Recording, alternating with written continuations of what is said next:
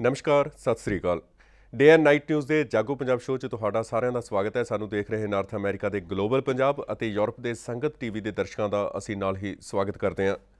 ਔਰਤ ਬਾਰੇ ਗੱਲ ਕਰਾਂਗੇ। ਅੱਜ ਔਰਤ ਸਾਡੇ ਸਮਾਜ ਦਾ ਅਹਿਮ ਅੰਗ ਹੈ। ਇਹ ਗੱਲ ਵਾਰ-ਵਾਰ ਅਤੇ ਕਈ ਵਾਰ ਕੀਤੀ ਜਾਂਦੀ ਹੈ, ਪਰ ਆਪਣੇ ਦਿਲਾਂ 'ਚ ਔਰਤ ਦਾ ਸਤਿਕਾਰ ਅਤੇ ਉਸ ਨੂੰ ਬਣਦੀ ਥਾਂ ਦੇਣ ਲਈ ਅਸੀਂ ਕਿੰਨਾ ਕੁ ਕਾਮਯਾਬ ਹੋ ਸਕੇ ਹਾਂ, ਇਹ ਵਿਚਾਰਨ ਵਾਲੀ ਗੱਲ ਹੈ।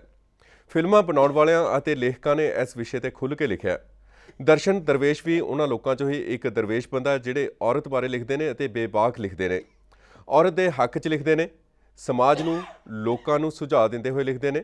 ਦਰਸ਼ਨ ਦਰਵੇਸ਼ ਅੱਜ ਸਾਡੇ ਸਟੂਡੀਓ 'ਚ ਆਏ ਹੋਏ ਨੇ। ਇਹ ਫਿਲਮਾਂ ਵੀ ਬਣਾਉਂਦੇ ਨੇ ਅਤੇ ਲਿਖਦੇ ਵੀ ਨੇ, ਕਵਿਤਾ ਵੀ ਅਤੇ ਵਾਰਤਕ ਵੀ, ਕਹਾਣੀਆਂ ਵੀ ਅਤੇ ਲੇਖ ਵੀ।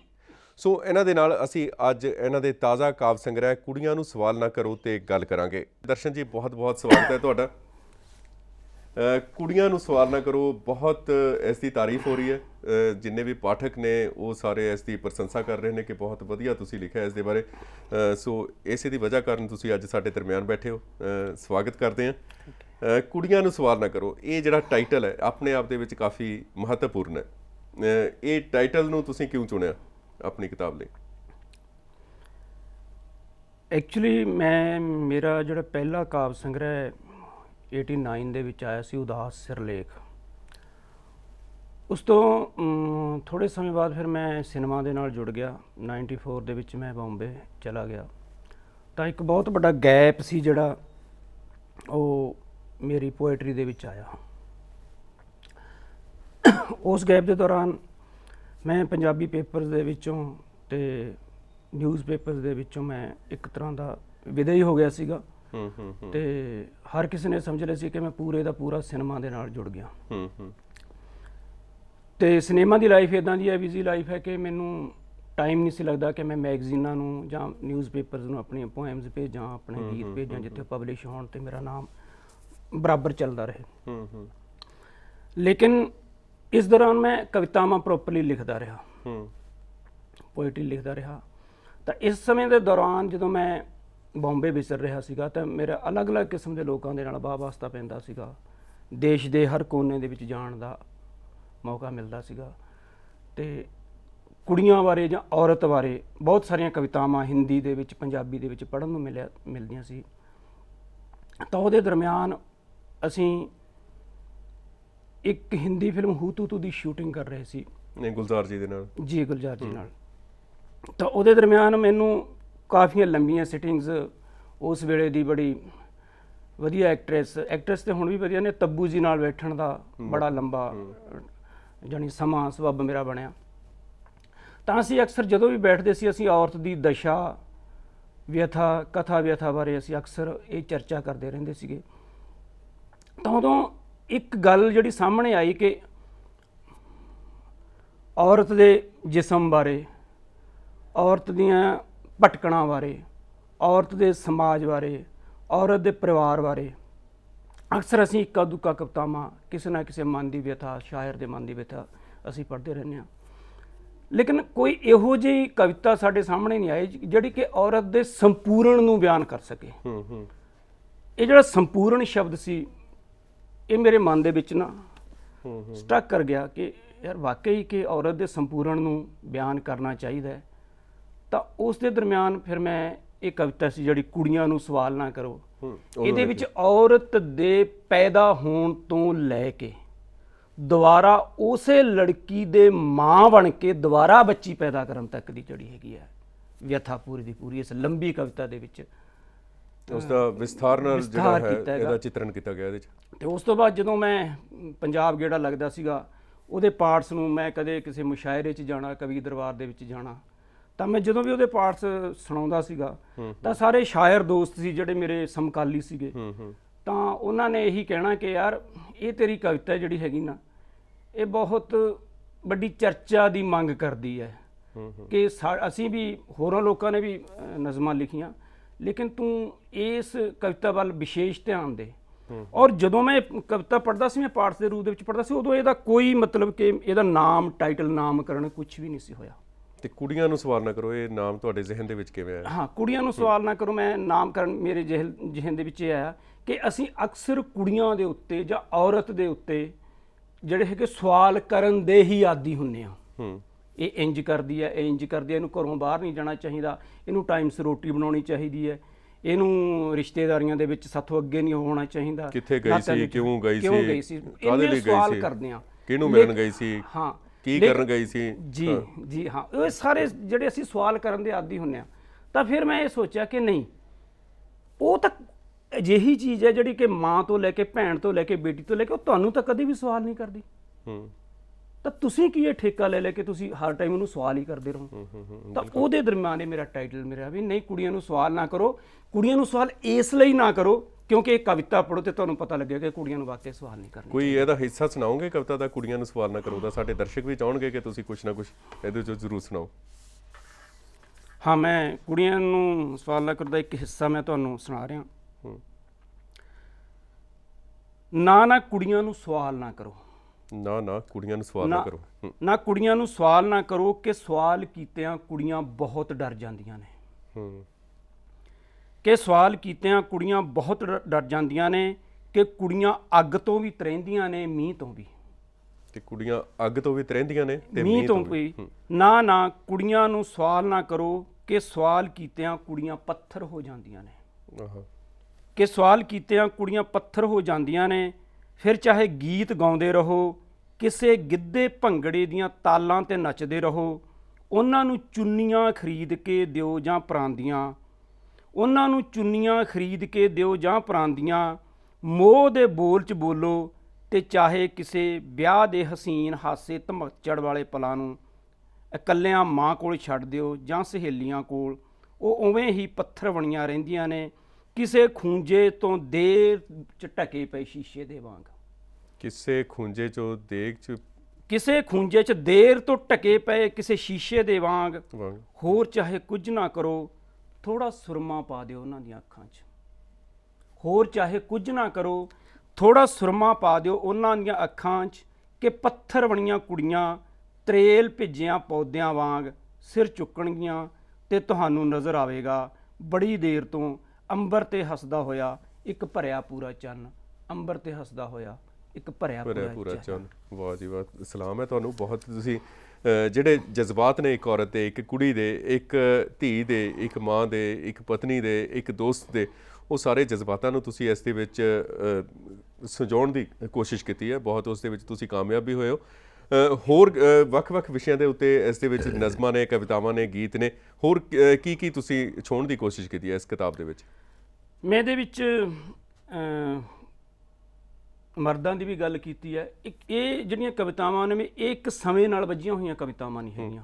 ਇਹ 1999 ਤੋਂ ਲੈ ਕੇ 2013 ਦੇ ਦਰਮਿਆਨ ਦਾ ਜਿਹੜਾ ਸਾਰਾ ਪੀਰੀਅਡ ਮੇਰੇ ਨਾਲ, ਇਹ ਸਮਾਂ ਮੇਰੇ ਨਾਲ ਬੀਤਿਆ ਜਾਂ ਇਸ ਸਮੇਂ ਦੇ ਨਾਲ ਮੈਂ ਬੀਤਿਆ, ਇਸ 23 ਸਾਲ ਦੇ ਵਕਫੇ ਦੇ ਵਿੱਚ ਜਿਹੜੇ ਵੀ ਮੈਂ ਸੰਦਰਭ ਦੇ ਨਾਲ ਮੇਰਾ ਵਾਹ ਪੈਂਦਾ ਰਿਹਾ, ਜਿਹੋ ਜਿਹੇ ਵੀ ਲੋਕਾਂ ਦੇ ਨਾਲ ਮੇਰਾ ਵਾਹ ਪੈਂਦਾ ਰਿਹਾ, ਉਹ ਚਾਹੇ 1984 ਦਾ ਦਹਾਕਾ ਸੀ ਤੇ ਚਾਹੇ ਮੁੰਬਈ ਫਿਲਮ ਨਗਰੀ ਦੇ ਵਿੱਚ ਲੋਕਾਂ ਦੇ ਨਾਲ ਮੇਰੇ ਵਾਹ ਵਾਸਤਾ ਸੀ, ਤੇ ਜਾਂ ਲੋਕਾਂ ਦੀਆਂ ਆਪਸ ਦੇ ਵਿੱਚ ਮਹਿਸੂਸੀਅਤ ਸੀ, ਤੇ ਜਾਂ ਕਿਸੇ ਬੱਚੇ ਦੇ ਜਨਮ ਸੀ। ਮੇਰੇ ਅਲੱਗ-ਅਲੱਗ ਕਾਲ ਦੇ ਵਿੱਚ ਅਲੱਗ-ਅਲੱਗ ਸੰਦਰਭ ਨੂੰ ਲੈ ਕੇ ਲਿਖੀਆਂ ਹੋਈਆਂ ਜਿਹੜੀਆਂ ਇਹ ਨਜ਼ਮਾਂ।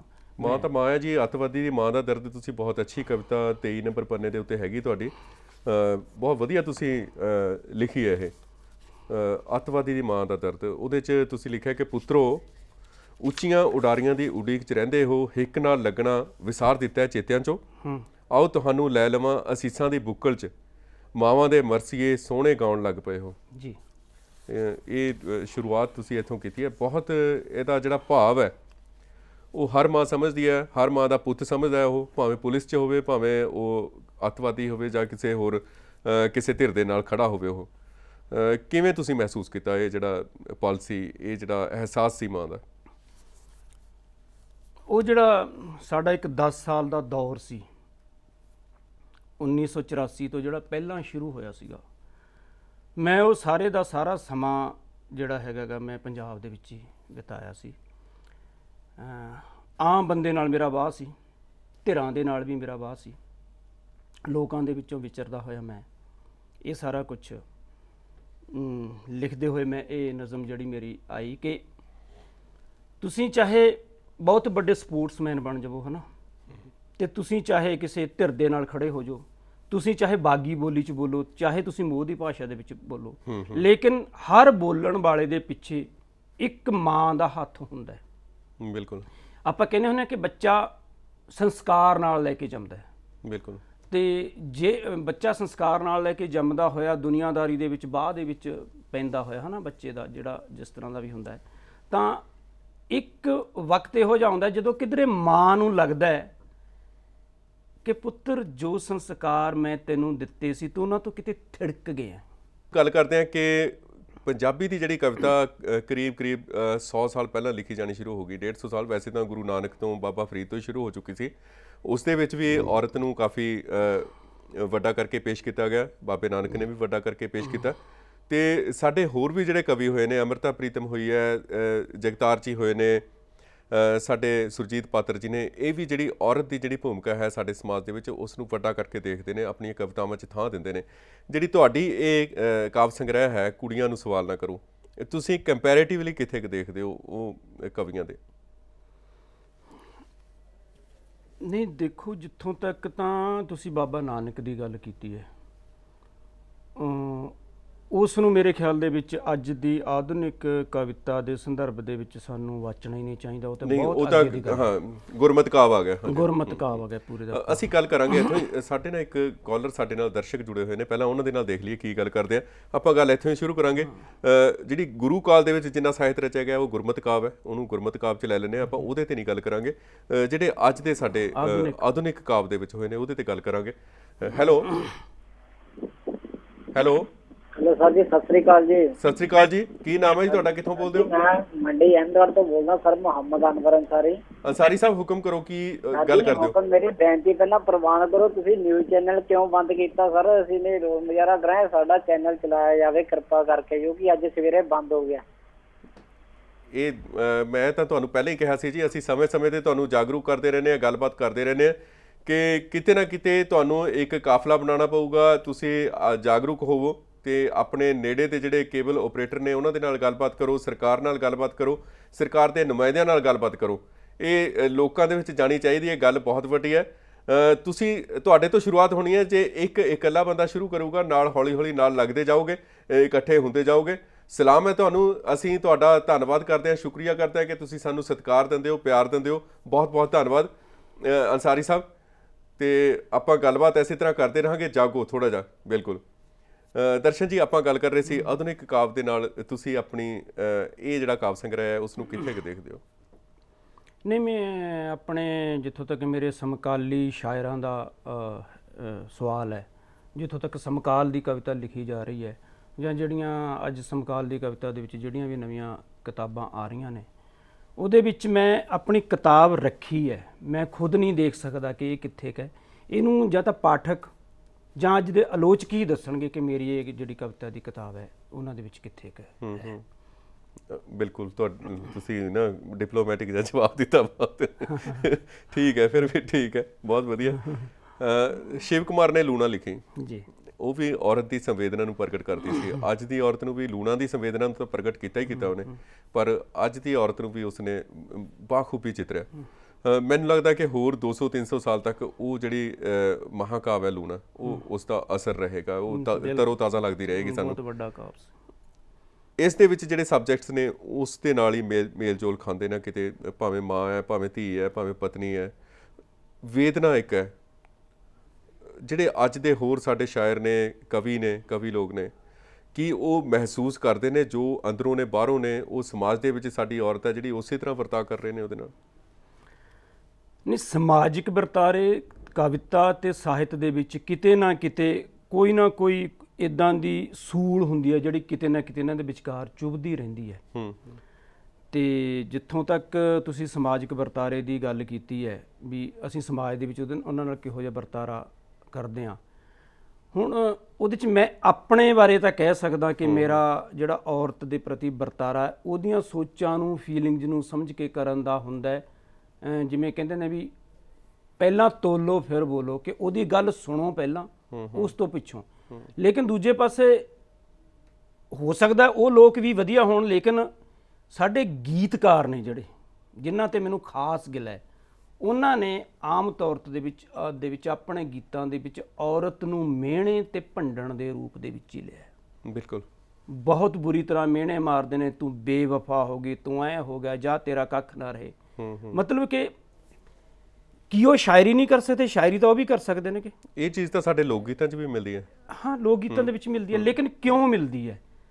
ਉਹਦਾ ਕਾਰਨ ਸਿਰਫ ਇਹੀ ਹੈ ਕਿ ਅਸੀਂ ਔਰਤ ਦੇ ਤੁਹਾਡੇ ਨਾਲ ਜੁੜਾਓ ਨੂੰ ਸਮਝ ਨਹੀਂ ਸਕੇ ਕਿ ਉਹ ਤੁਹਾਡੇ ਨਾਲ ਕਿੰਨੀ ਜੁੜੀ ਹੋਈ ਔਰਤ ਹੈ, ਉਹ ਤੁਹਾਡੇ ਪ੍ਰਤੀ ਕੀ ਉਹ ਕਰਦੀ ਆ। ਅਸੀਂ ਦੇਖਦੇ ਆਂਗੇ ਆਮ ਤੌਰ ਤੇ ਜਦੋਂ ਅਸੀਂ ਘਰਾਂ ਦੇ ਵਿੱਚ ਜਾਂ ਅਸੀਂ ਨਾਟਕਾਂ ਦੇ ਵਿੱਚ ਦੇਖਦੇ ਹਾਂ, ਸ਼ਾਰਟ ਸਟੋਰੀ ਦੇ ਵਿੱਚ ਦੇਖਦੇ ਹਾਂ ਕਿ ਕੁਝ 1% ਔਰਤਾਂ ਹੁੰਦੀਆਂ ਨੇ ਜਿਹੜੀਆਂ ਬਾਗੀ ਸੁਭਾਅ ਕਰਕੇ ਆਪਣੇ ਘਰ ਨੂੰ ਤੋੜ ਕੇ ਚਲੀਆਂ ਜਾਂਦੀਆਂ ਨੇ, ਲੇਕਿਨ 97% ਔਰਤਾਂ ਤੁਹਾਨੂੰ ਉਹ ਮਿਲਣਗੀਆਂ ਕਿ ਉਹ ਮਰਦ ਦੇ ਲੱਖ ਜ਼ੁਲਮਾਂ ਦੇ ਬਾਵਜੂਦ ਵੀ ਪੂਰੀ ਦੀ ਪੂਰੀ ਜ਼ਿੰਦਗੀ ਉਹਦੇ ਲਈ ਸਮਰਪਣ ਹੁੰਦੀਆਂ ਨੇ। ਤਾਂ ਫਿਰ ਕਿਉਂ ਨਹੀਂ ਅਸੀਂ ਉਸ ਆਪਣੇ ਵਰਤਾਰੇ ਨੂੰ ਕਿਉਂ ਨਹੀਂ ਢਾਲਦੇ ਹੈਗੇ? ਸਾਨੂੰ ਢਾਲਣਾ ਚਾਹੀਦਾ ਹੈ ਵਰਤਾਰਾ, ਸਾਨੂੰ ਔਰਤ ਦੇ ਨਾਲ ਖੜਨਾ ਚਾਹੀਦਾ, ਉਹਦੀਆਂ ਸਾਰੀਆਂ ਭਾਵਨਾਵਾਂ ਨੂੰ ਸਮਝਣਾ ਚਾਹੀਦਾ। ਸਾਡੇ ਲੇਖਕਾਂ ਨੇ, ਕਵੀਆਂ ਨੇ ਸਾਹਿਬਾਂ ਦੇ ਨਾਲ ਇਸ ਮਾਮਲੇ ਦੇ ਵਿੱਚ ਕਾਫੀ ਉਹਦੇ ਨਾਲ ਚੰਗਾ ਨਹੀਂ ਕੀਤਾ, ਨਾ ਇਨਸਾਫੀ ਕੀਤੀ ਹੈ। ਉਹ ਵਰਤਾਰਾ ਸੀ, ਉਹ ਆਪਣੇ ਘਰ ਨੂੰ ਤੋੜ ਕੇ ਗਈ, ਆਪਣਾ ਸਾਰਾ ਕੁਝ ਛੱਡ ਕੇ ਗਈ, ਮਿਰਜ਼ੇ ਦੇ ਨਾਲ ਗਈ, ਤੇ ਅਖੀਰ 'ਚ ਉਸ ਨੂੰ ਸਾਡੇ ਲੇਖਕਾਂ ਨੇ, ਸਾਡੇ ਕਵੀਆਂ ਨੇ ਤਾਨਾ ਹੀ ਮਾਰਿਆ, ਸਾਹਿਬਾਂ ਬਣੀ ਭਰਾਵਾਂ ਦੀ, ਭਾਈਆਂ ਤੋਂ ਯਾਰ ਮਰਾਤਾ। ਉਹ ਵੀ ਕਿੱਸਾ ਕਾਵ ਦੇ ਵਿੱਚ, ਕਿੱਸਾ ਕਾਵ ਦੇ ਵਿੱਚ ਸਾਹਿਬਾਂ ਜਿਸ ਤਰ੍ਹਾਂ ਲੂਣਾ ਲਿਖੀ ਗਈ ਹੈ ਹਨਾ, ਜਾਂ ਜਿਸ ਤਰ੍ਹਾਂ ਹੀਰ ਬਾਰੇ ਵੀ ਕਿਤੇ ਨਾ ਕਿਤੇ ਕੁਝ ਕਵਿਤਾਵਾਂ ਦਾ ਉਹ ਹੁੰਦਾ ਹੈ, ਸਾਹਿਬਾਂ ਬਾਰੇ ਇਦਾਂ ਦਾ ਕੁਝ ਵੀ ਉਹ ਕਰਨ ਨਹੀਂ ਮਿਲਿਆ ਹੈਗਾ। ਸਾਹਿਬਾਂ ਕਿਸੇ, ਮੇਰੇ ਖਿਆਲ ਦੇ ਵਿੱਚ, ਮੇਰੇ ਅਨੁਸਾਰ ਸਾਹਿਬਾਂ ਕਿਸੇ ਕਿਰਦਾਰ ਦਾ ਨਾਂ ਨਹੀਂ ਆ, ਸਾਹਿਬਾਂ ਇੱਕ ਦਵੰਦ ਦਾ ਨਾਂ ਹੈ ਕਿ ਉੱਥੇ ਜਾ ਕੇ ਵੰਡੀ ਗਈ। ਹੁਣ ਵੰਡੀ ਹੋਈ ਔਰਤ ਦੇ ਵਿੱਚ ਜਦੋਂ ਇੱਕ ਬਾਗੀ ਪੁਣੇ ਦਾ ਅੰਸ਼ ਜਾਗ ਗਿਆ ਤੇ ਉਹਨੇ ਕਿਹੜੇ ਪਾਸੇ ਖੜਨਾ, ਉਹ ਤੁਰੰਤ ਫੈਸਲੇ ਦਾ ਨਤੀਜਾ ਸੀਗਾ। ਔਰ ਹੋ ਸਕਦਾ ਜੇ ਉਹਨੂੰ ਸੋਚਣ ਦਾ ਮੌਕਾ ਮਿਲਦਾ, ਉਹ ਹੋ ਸਕਦਾ ਮਿਰਜ਼ੇ ਨਾਲ ਤੁਰ ਜਾਂਦੀ। ਬਹੁਤ ਵੱਡੀ ਗੱਲ ਹੈ ਇਹ ਡਿਬੇਟੇਬਲ ਹੈ ਗੱਲ ਤੁਹਾਡੀ। ਹਾਂ ਬਿਲਕੁਲ। ਸਾਡੇ ਨਾਲ ਦਰਸ਼ਕ ਜੁੜੇ ਹੋਏ ਨੇ, ਆਪਾਂ ਦੇਖਦੇ ਹਾਂ ਕੀ ਗੱਲ ਕਰਦੇ ਹੋ। ਹੈਲੋ ਹੈਲੋ, ਸਤਿ ਸ਼੍ਰੀ ਅਕਾਲ ਸੁਰਿੰਦਰ ਜੀ। ਹਾਂਜੀ, ਸਤਿ ਸ਼੍ਰੀ ਅਕਾਲ ਜੀ। ਸਤਿ ਸ਼੍ਰੀ ਅਕਾਲ। ਕੀ ਨਾਮ ਹੈ ਜੀ ਤੁਹਾਡਾ, ਕਿੱਥੋਂ ਬੋਲਦੇ ਹੋ ਜੀ? ਸਤਿ ਸ਼੍ਰੀ ਅਕਾਲ ਸੁਰਿੰਦਰ ਜੀ, ਮੈਂ ਜਗਦੀਸ਼ ਸੰਧੂ ਬੋਲ ਰਿਹਾ ਜੀ, ਟੋਰਾਂਟੋ ਕੈਨੇਡਾ ਤੋਂ। ਸੰਧੂ ਸਾਹਿਬ, ਬਹੁਤ ਬਹੁਤ ਸਵਾਗਤ ਹੈ ਤੁਹਾਡਾ। ਹੁਕਮ ਕਰੋ, ਕੀ ਗੱਲ ਕਰਨੀ ਚਾਹੁੰਦੇ ਹੋ? ਹੁਕਮ ਨਹੀਂ ਜੀ, ਬੇਨਤੀ ਹੈ ਸੁਰਿੰਦਰ ਜੀ, ਤੁਹਾਡਾ ਚੈਨਲ ਦੀ ਤੇ ਤੁਹਾਡੀ ਮੈਂ ਬਹੁਤ ਐਪਰੀਸ਼ੀਏਟ ਕਰਦਾ ਜੀ। ਤੁਸੀਂ ਬਹੁਤ ਵਧੀਆ ਕੰਮ ਕਰ ਰਹੇ ਹੋ, ਤੇ ਜੋ ਇੱਕ ਸੱਚੀ ਤੇ ਸੁੱਚੀ ਨਿਊਜ਼ ਆ ਤੁਸੀਂ ਪੰਜਾਬ ਤੇ ਪੰਜਾਬ ਦੇ ਬਾਹਰ ਪਹੁੰਚਾ ਰਹੇ ਹੋ, ਇਹਦੇ ਲਈ ਮੈਂ ਬਹੁਤ ਬਹੁਤ ਧੰਨਵਾਦ ਕਹਿੰਦਾ। ਪਲੱਸ ਮੈਂ ਨਾਲ ਦਰਸ਼ਨ ਦਰਵੇਸ਼ ਜੀ ਨੂੰ ਇੱਕ ਸਵਾਲ ਕਰਨਾ ਚਾਹੁੰਦਾ ਕਿ ਅੱਜ ਕੱਲ੍ਹ ਦੇ ਮੀਡੀਆ ਦੇ ਦੌਰ ਵਿੱਚ, ਜਿੱਥੇ ਅੱਜ ਕੱਲ੍ਹ ਦੇ ਗੀਤਕਾਰ ਬਹੁਤ ਹੀ ਜ਼ਿਆਦਾ ਆਪਣੀਆਂ ਲਿਮਿਟ ਕ੍ਰਾਸ ਕਰਕੇ ਮਾਵਾਂ ਧੀਆਂ ਭੈਣਾਂ ਬਾਰੇ ਗੰਦੀ ਸ਼ਬਦਾਵਲੀ ਵਾਲੇ ਗੀਤ ਗਾ ਰਹੇ ਨੇ, ਉੱਥੇ ਅੱਜ ਕਵਿਤਾਵਾਂ ਕਿਤਾਬਾਂ ਕੀ ਰੋਲ ਨਿਭਾਉਣਗੀਆਂ? ਤੁਹਾਨੂੰ ਲੱਗਦਾ ਕਿ ਔਰਤ ਦੇ ਮੁੱਦੇ ਦੇ ਵਿੱਚ ਸਾਨੂੰ ਥੋੜਾ ਉੱਚੇ ਪੱਧਰ ਦੇ ਉੱਪਰ ਇਹ ਚੀਜ਼ਾਂ ਪ੍ਰਮੋਟ ਕਰਨੀਆਂ ਚਾਹੀਦੀਆਂ ਨੇ? ਸੰਧੂ ਸਾਹਿਬ, ਬਹੁਤ ਬਹੁਤ ਤੁਹਾਡਾ ਧੰਨਵਾਦ, ਸ਼ੁਕਰੀਆ, ਤੁਸੀਂ ਇਹ ਗੱਲਬਾਤ ਕੀਤੀ, ਐਡੀ ਦੂਰੋਂ ਬੈਠ ਕੇ ਸਾਨੂੰ ਦੇਖ ਰਹੇ ਹੋ, ਬਹੁਤ ਬਹੁਤ ਸ਼ੁਕਰੀਆ। ਦਰਸ਼ਨ ਜੀ, ਸਵਾਲ ਕੀਤਾ ਸੰਧੂ ਸਾਹਿਬ ਨੇ ਟੋਰਾਂਟੋ ਕੈਨੇਡਾ ਤੋਂ ਕਿ ਸਾਡੀ ਗੀਤਕਾਰੀ ਤੇ, ਅੱਜ ਦੀ ਗੀਤਕਾਰੀ ਤੇ, ਕਿ ਉਸ ਨੂੰ ਤੋੜਨ ਦੇ ਲਈ, ਉਸ ਦੀ ਕਾਟ ਲਈ ਜਿਹੜੀਆਂ ਕਵਿਤਾਵਾਂ ਨੇ ਤੁਹਾਡੀਆਂ ਜਾਂ ਇੱਦਾਂ ਦੀਆਂ ਹੋਰ ਪੁਸਤਕਾਂ ਛਪ ਰਹੀਆਂ ਨੇ, ਕਿਤਾਬਾਂ ਛਪ ਰਹੀਆਂ ਨੇ, ਉਹ ਕੋਈ ਅਸਰਕਾਰਕ ਹੋ ਸਕਦੀਆਂ ਨੇ? ਸਵਾਲ ਪੁੱਛਣ ਲਈ ਸੰਧੂ ਸਾਹਿਬ ਦਾ ਬਹੁਤ ਬਹੁਤ ਸ਼ੁਕਰੀਆ। ਕਿਤਾਬਾਂ ਬਹੁਤ ਵੱਡੇ ਪੱਧਰ ਦੇ ਉੱਤੇ ਅਸਰਕਾਰਕ ਹੋ ਸਕਦੀਆਂ ਨੇ ਜੇ ਅਸੀਂ ਕਿਤਾਬਾਂ ਦੇ ਪ੍ਰਚਾਰ ਤੇ ਪ੍ਰਸਾਰ ਦੇ ਲਈ ਯੋਗ ਸਾਧਨ ਅਪਣਾਈਏ, ਜਿਨ੍ਹਾਂ ਸਾਧਨਾਂ ਦੀ ਜ਼ਰੂਰਤ ਹੈ। ਅੱਜ ਜਿੱਥੋਂ ਤੱਕ ਗੀਤਕਾਰੀ ਦਾ ਗੱਲ ਹੈ ਨਾ, ਗੀਤਕਾਰੀ ਜਿਹੜੀ ਹੈ ਉਹ ਆਪਣੇ ਸਾਧਨਾਂ ਸਦਕਾ ਜਾਂ ਪ੍ਰਮੋਸ਼ਨ ਦੇ ਸਦਕਾ ਆਪਣੇ ਆਪ ਨੂੰ ਬਹੁਤ ਉੱਪਰ ਲੈ ਗਈ ਹੈ, ਲੇਕਿਨ ਸਾਡਾ ਕਿਤਾਬ ਕਲਚਰ ਹੈ ਜਿਹੜਾ, ਉਸ ਕਿਤਾਬ ਕਲਚਰ ਨੂੰ ਜਿੱਥੇ ਸਾਨੂੰ ਪਹੁੰਚਾਉਣਾ ਚਾਹੀਦਾ ਹੈ, ਸਾਨੂੰ ਜਿਸ ਕਿਸਮ ਦਾ ਪਾਠਕ ਵਰਗ ਪੈਦਾ ਕਰਨਾ ਚਾਹੀਦਾ ਹੈ, ਲੋਕਾਂ ਨੂੰ ਕਿਤਾਬ ਕਲਚਰ ਦੇ ਬਾਰੇ ਸੁਚੇਤ ਕਰਨਾ ਚਾਹੀਦਾ ਹੈ, ਤੇ ਜੇ ਇਹ ਸਾਰਾ ਕੁਝ ਹੋ ਜਾਵੇ ਤਾਂ ਮੇਰੇ ਖਿਆਲ ਦੇ ਵਿੱਚ ਕਿਤਾਬ ਜਿਹੜੀ ਹੈਗੀ ਆ ਬਹੁਤ ਵੱਡੀ ਅਸਰਕਾਰਕ ਸਿੱਧ ਹੋ ਸਕਦੀ ਹੈ। ਸੋਸ਼ਲ ਮੀਡੀਆ ਨੇ ਕਿੰਨਾ ਕੁ ਸਾਥ ਦਿੱਤਾ ਤੁਹਾਡਾ ਇਸ ਕਿਤਾਬ ਨੂੰ ਪ੍ਰਮੋਟ ਕਰਨ ਲਈ? ਉਹਦਾ ਵੀ ਆਪਣਾ ਇੱਕ ਪੱਖ ਹੈਗਾ, ਉਹਨੂੰ ਵੀ ਅਸੀਂ ਨਜ਼ਰਅੰਦਾਜ਼ ਨਹੀਂ ਕਰ ਸਕਦੇ। ਬਿਲਕੁਲ ਪੱਖ ਹੈ ਜੀ, ਬਹੁਤ ਵੱਡਾ ਪੱਖ ਹੈ, ਜਿਹਦੇ ਵਿੱਚ ਪ੍ਰਿੰਟ ਮੀਡੀਆ ਦਾ ਵੱਡਾ ਹੱਥ ਹੈ। ਹਾਂ, ਲੇਕਿਨ ਪ੍ਰਿੰਟ ਮੀਡੀਆ ਤੁਹਾਡੇ ਲਈ ਜਿਹੜਾ ਹੈਗਾ ਕਰਦਾ ਹੈ, ਸਾਰਾ ਕੁਝ ਕਰਨ ਦੀ ਕੋਸ਼ਿਸ਼ ਕਰਦਾ ਹੈ। ਉਹਦੇ ਵਿੱਚ ਪ੍ਰਿੰਟ ਮੀਡੀਆ ਨੇ ਤੁਹਾਨੂੰ ਜਿੱਥੇ ਵੀ ਬਣਦੀ ਯੋਗ ਥਾਂ ਹੁੰਦੀ ਹੈ, ਤੁਹਾਡੇ ਕਿਤਾਬਾਂ ਦੇ ਰਿਵਿਊ ਕਰਦੇ ਨੇ, ਤੁਹਾਡੀਆਂ ਕਵਿਤਾਵਾਂ ਨੂੰ ਛਾਪਦੇ ਨੇ, ਤੁਹਾਡੇ ਨਾਂ ਦੀ ਚਰਚਾ ਹੁੰਦੀ ਹੈ, ਤੇ ਤੁਹਾਡੇ ਜਿਹੜੀਆਂ ਬੁੱਕ ਰਿਲੀਜ਼ ਦੇ ਫੰਕਸ਼ਨ ਹੁੰਦੇ ਨੇ। ਲੇਕਿਨ ਪ੍ਰਿੰਟ ਮੀਡੀਆ ਨੂੰ ਇਹ ਵੀ ਚਾਹੀਦਾ ਨਾਲ ਨਾਲ ਕਿ ਉਹ ਇੱਕ ਕਿਤਾਬ ਬਾਰੇ ਜਿੱਥੇ ਉਹ ਲਿਖਦੇ ਨੇ ਕਿਸੇ ਵਧੀਆ ਕਿਤਾਬ ਦਾ ਰਿਵਿਊ ਕਰਦੇ ਨੇ, ਉੱਥੇ ਨਾਲ ਬੁੱਕ ਕਲਚਰ ਬਾਰੇ ਵੀ ਨਾਲ ਦੀ ਨਾਲ ਉਹ ਲਿਖਣਾ, ਜਾਂ ਜਿਹੜੇ ਰਿਵਿਊਕਾਰ ਨੇ ਤਾਂ ਉਹਨੂੰ ਕਿਤਾਬ ਦਾ ਰਿਵਿਊ ਕਰਦਿਆਂ ਅਖੀਰ ਦੇ ਉੱਤੇ ਇੱਕ ਸਵਾਲ ਕਰ ਸਕਦੇ ਨੇ ਕਿ ਇਸ ਕਿਤਾਬ ਬਾਰੇ ਮੈਂ ਇੰਨਾ ਕੁਝ ਲਿਖਿਆ, ਇਹਨੂੰ ਕਿੰਨੇ ਕੁ ਲੋਕ ਪੜ੍ਹਨਗੇ ਔਰ ਕਿੰਨੇ ਕੁ ਲੋਕਾਂ ਨੂੰ ਪੜ੍ਹਨੀ ਚਾਹੀਦੀ ਹੈ, ਕੀ ਇਹਦੇ ਬਾਰੇ ਕੋਈ ਸਵਾਲ ਕਾਰਗਰ ਹੋ ਸਕਦਾ। ਇਸ ਚੀਜ਼ ਨੂੰ ਵੀ ਉਹ ਕੀਤਾ ਜਾਣਾ ਚਾਹੀਦਾ। ਕੰਪੈਰੀਟਿਵਲੀ ਆਪਾਂ ਦੇਖੀਏ ਅੱਜ ਦੀ ਜਿਹੜੀ ਗੀਤਕਾਰੀ ਹੈ, ਗਾਇਕੀ ਹੈ, ਜੇ ਉਸ ਦੇ ਮੁਕਾਬਲੇ ਤੇ ਅਸੀਂ ਕੋਈ ਚੰਗਾ ਲੈ ਕੇ ਆਉਣ ਦੀ ਕੋਸ਼ਿਸ਼ ਕਰੀਏ ਤਾਂ ਜਿਹੜਾ ਅੱਜ ਦਾ ਨੌਜਵਾਨ ਵਰਗ ਹੈ ਉਹਦੇ ਵੱਲ ਘੱਟ ਧਿਆਨ ਦਿੰਦਾ। ਮੈਨੂੰ ਲੱਗਦਾ ਇਹ ਜਿਹੜਾ ਨੱਚਣ ਟੱਪਣ ਵਾਲਾ ਜਾਂ ਹੋਰ ਛੂਹ ਛਾਹ ਜੀ ਜਿਹੜੀ ਹੈਗੀ ਹੈ ਇਹਦੇ ਵੱਲ ਜ਼ਿਆਦਾ ਧਿਆਨ ਦਿੰਦੇ ਨੇ। ਤੇ ਜੇ ਹੁਣ ਸਪੋਜ਼ ਕਰੋ ਆਪਾਂ ਕੁੜੀਆਂ ਨੂੰ ਸਵਾਲ ਨਾ ਕਰੋ, ਇਸ ਦੀ ਇੱਕ ਕੈਸਟ ਕਢਵਾਈ ਜਾਵੇ ਸੰਗੀਤਬੱਧ ਕਰਕੇ ਇਸ ਨੂੰ, ਤਾਂ ਜਿਹੜਾ ਨੌਜਵਾਨ ਵਰਗ ਆ ਉਹ ਇਸ ਵੱਲ ਘੱਟ ਹੀ ਧਿਆਨ ਦੇਊਗਾ। ਕਿਤੇ ਨਾ ਕਿਤੇ ਸਾਡੇ ਮਾਪਿਆਂ ਦਾ ਕਸੂਰ ਹੈ, ਸਾਡੀ ਸਿੱਖਿਆ ਪ੍ਰਣਾਲੀ ਦਾ ਕਸੂਰ ਹੈ, ਕਿੱਥੇ ਅਸੀਂ ਟੁੱਟਦੇ ਕਿੱਥੇ ਹਾਂ, ਤੁਹਾਨੂੰ ਕੀ ਲੱਗਦਾ? ਸਾਡੀਆਂ ਸੋਚਾਂ ਦੇ ਵਿੱਚ ਇੱਕ ਗੱਲ ਬੜੀ ਗਲਤ ਤਰੀਕੇ ਨਾਲ ਭਾਰੂ ਹੋ ਚੁੱਕੀ ਹੈ ਕਿ ਅਸੀਂ ਇਸ ਗੱਲ ਦੇ ਆਦੀ ਹੋ ਚੁੱਕੇ ਹਾਂ ਕਿ ਬਗਾਨੇ ਦੀ ਕੰਧ ਓਲੇ ਕੀ ਰਿੱਝਦਾ। ਅਸੀਂ ਜੋ ਕੁਝ ਬਾਹਰੋਂ ਆ ਰਿਹਾ ਉਹਨੂੰ ਅਡਾਪਟ ਕਰਨ ਦੇ ਵਿੱਚ ਤਾਂ ਆਪਣੀ ਪੂਰੀ ਭੂਮਿਕਾ ਨਿਭਾਉਂਦੇ ਹਾਂ, ਲੇਕਿਨ ਬਾਹਰਲੇ ਸਾਡੀ ਚੀਜ਼ ਨੂੰ ਅਡਾਪਟ ਕਰਨਾ ਇਹਦੇ ਲਈ ਅਸੀਂ ਸੁਚੇਤ ਨਹੀਂ ਹੈਗੇ। ਇਸ ਲਈ ਜਿਸ ਤਰ੍ਹਾਂ ਮੇਰੇ ਯਾਦ ਹੈਗਾ ਕਿ ਮੈਨੂੰ ਨਹੀਂ ਪਤਾ ਇਹ ਗੱਲ ਇੱਥੇ ਕਹਿਣੀ ਬਣਦੀ ਹੈ ਕਿ ਨਹੀਂ, ਲੇਕਿਨ ਮੈਂ ਕਹਿਣੀ ਚਾਹੂੰਗਾ ਕਿ ਪਾਸ਼ ਦੇ ਇਸ ਦੁਨੀਆ ਤੋਂ ਤੁਰ ਜਾਣ ਤੋਂ ਬਾਅਦ ਸਭ ਤੋਂ ਪਹਿਲਾ ਕਦਮ ਪਾਸ਼ ਪੁਸਤਕਾਲਿਆ ਦੇ ਨਾਂ ਦੇ ਉੱਤੇ ਕਰਨਾਲ ਦੇ ਵਿੱਚ ਹੋਇਆ ਸੀਗਾ। ਪੰਜਾਬ 'ਚ ਨਹੀਂ ਹੋਇਆ, ਪੰਜਾਬ ਦੇ ਵਿੱਚ ਨਹੀਂ ਹੋਇਆ। ਔਰ ਉਸ ਪੁਸਤਕਾਲਿਆ ਦੇ ਵਿੱਚ ਸਭ ਤੋਂ ਪਹਿਲੀ ਵਾਰ ਮੈਂ ਆਪਣੇ ਵੱਲੋਂ 10 ਕਿਤਾਬਾਂ ਦਾ ਪੁਸਤਕ ਸੈੱਟ ਭੇਟ ਕਰਕੇ ਆਇਆ ਸੀ, ਜਿਹਨੂੰ ਉੱਥੋਂ ਦੇ SSB VN ਰਾਏ ਨੇ ਆਪ ਲੋਕਾਂ ਦੇ ਘਰਾਂ ਦੇ ਵਿੱਚ ਜਾ ਕੇ ਚੰਦਾ ਇਕੱਠਾ ਕਰਕੇ ਉਸ ਪੁਸਤਕਾਲੇ ਨੂੰ ਬਣਾਇਆ ਸੀ। ਉਹ ਜਿਹਾ ਕਦਮ ਅਜੇ ਤੱਕ ਸਾਡੇ ਪੰਜਾਬ ਦੇ ਵਿੱਚ ਨਹੀਂ ਹੋਇਆ ਤੇ ਉਹ ਪੁਸਤਕਾਲਿਆ ਅਜੇ ਤੱਕ ਚੱਲਦਾ। ਉੱਥੇ ਲਗਾਤਾਰ ਪਾਠਕ ਹੈਗੇ ਨੇਗੇ ਔਰ ਪੰਜਾਬੀ ਦੇ ਪਾਠਕ ਨੇ ਉੱਥੇ।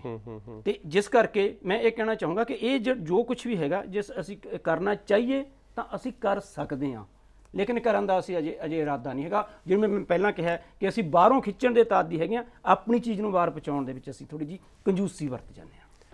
ਸੋ ਦਰਸ਼ਨ ਜੀ, ਤੁਸੀਂ ਸਾਡੇ ਸਟੂਡੀਓ 'ਚ ਆਏ, ਤੁਹਾਡਾ ਬਹੁਤ ਬਹੁਤ ਧੰਨਵਾਦ। ਬਹੁਤ ਚੰਗੀਆਂ ਗੱਲਾਂ ਕੀਤੀਆਂ ਤੁਸੀਂ। ਔਰਤ ਨੂੰ ਜਿਹੜਾ ਪੇਸ਼ ਕਰਨ ਲਈ, ਜਿਹੜਾ ਉਸ ਦੀ ਵੇਦਨਾ ਨੂੰ ਪੇਸ਼ ਕਰਨ ਲਈ ਤੁਸੀਂ ਇੱਕ ਬਹੁਤ ਵੱਡਾ ਹੰਭਲਾ ਮਾਰਿਆ। ਤੁਸੀਂ ਸਲਾਮ ਹੈ ਤੁਹਾਨੂੰ, ਵਧਾਈ ਦੇ ਪਾਤਰ ਹੋ ਤੇ ਬਹੁਤ ਬਹੁਤ ਸ਼ੁਕਰੀਆ ਤੁਸੀਂ ਸਟੂਡੀਓ 'ਚ ਆਏ, ਗੱਲਬਾਤ ਕੀਤੀ। ਤੁਹਾਡਾ ਵੀ ਬਹੁਤ ਬਹੁਤ ਧੰਨਵਾਦ ਜੀ, ਤੁਸੀਂ ਮੈਨੂੰ ਯਾਦ ਕੀਤਾ। ਸੋ ਇਸ ਦੇ ਨਾਲ ਹੀ ਸਾਡਾ ਅੱਜ ਦਾ ਜਾਗੋ ਪੰਜਾਬ ਸ਼ੋਅ ਦਾ ਵੇਲਾ ਹੁਣ ਖਤਮ ਹੁੰਦਾ ਹੈ। ਤੁਸੀਂ ਸਾਨੂੰ ਸੁਝਾਅ ਦੇ ਸਕਦੇ ਹੋ, ਈਮੇਲ ਕਰ ਸਕਦੇ ਹੋ editor@dayandnightnews.com ਤੇ ਸਾਡੇ ਨਾਲ ਫੋਨ ਲਾਈਨ ਤੇ ਵੀ ਸੰਪਰਕ ਕਰ ਸਕਦੇ ਹੋ। ਫਿਲਹਾਲ ਮੈਨੂੰ ਇਜਾਜ਼ਤ ਦਿਓ, ਕੱਲ ਸਵੇਰੇ ਫੇਰ ਮਿਲਣ ਲਈ। ਉਦੋਂ ਤੱਕ ਲਈ ਤੁਸੀਂ ਜੁੜੇ ਰਹੋ ਇਸੇ ਤਰ੍ਹਾਂ ਸਾਡੇ ਨਾਲ। ਧੰਨਵਾਦ। ਖਬਰਾਂ ਦੀ ਦੁਨੀਆ ਵਿੱਚ ਆਓ, ਸਾਡੇ ਨਾਲ ਕਦੇ ਵੀ ਤੇ ਕਿਤੋਂ ਵੀ ਜੁੜੋ। ਆਪਾਂ ਮਿਲਾਂਗੇ ਫੇਸਬੁੱਕ ਤੇ, ਅਸੀਂ ਦਿਖਾਂਗੇ YouTube ਤੇ, ਸਾਨੂੰ ਫੋਲੋ ਕਰੋ ਟਵਿੱਟਰ ਤੇ। ਖਬਰਾਂ ਨਾਲ ਜੁੜੇ ਰਹੋ ਦਿਨ ਰਾਤ।